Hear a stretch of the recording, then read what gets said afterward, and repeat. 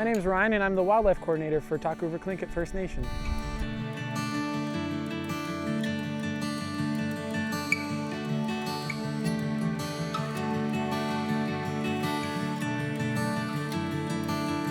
So my job responsibilities vary. I provide mostly technical support for the Guardian program as well as for governance and leadership at a broader level, whether it's for co-management and joint authority processes.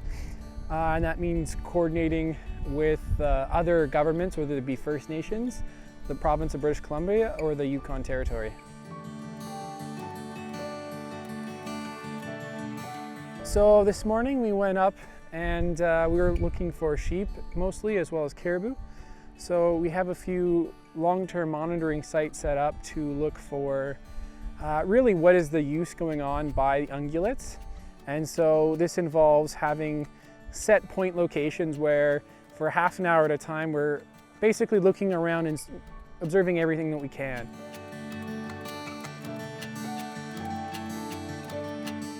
We're out there every 2 weeks and we want to get this throughout the season so we can see both changes throughout the season, you know, as you have different weather going on, and the insects as well. The biting insects do play factors. So having a temporal monitoring for the different species throughout the year, we get a better idea of what's going on. And then also at another time scale between years, it starts building more data. So we have within year and between years. The goal of this program is to be able to have long-term better understanding of what's going on in the landscape and how the wildlife is using the landscape. And that directly relates to both climate change as well as for human land use.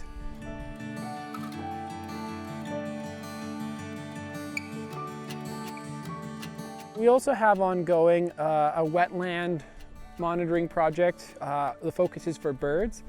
When we're out here monitoring, we're recording all the different species of birds we see, and that's both visually that we are able to sight and also acoustically, which we're able to hear. And they can be used as different indicators for what's going on in the land, whether that's climate, disturbances to water quality itself, such as American dippers are a good sign of how clean the water is, or other birds in terms of how good it is in terms of algae, food, fish.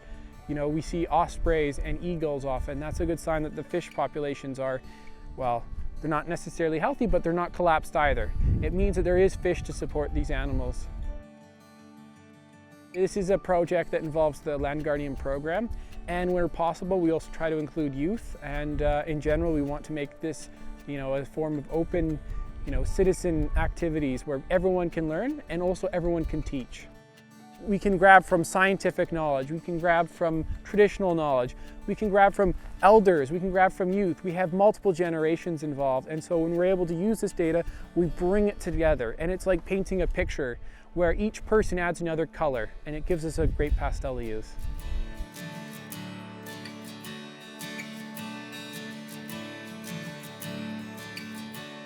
Other projects that I do include, I'm a member of the Southern Lakes Caribou Steering Committee.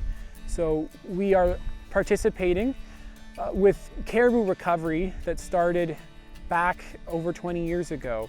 There's a real concern because the population of caribou crashed, as it has in much of Canada.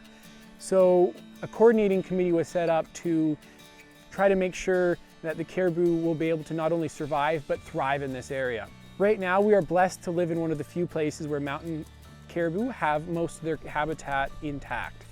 However, populations of humans are growing, our access to the backcountry is growing, and so, you know, the recovery process is far from over. It is in many ways just beginning as we relearn in many ways how to live together on the land.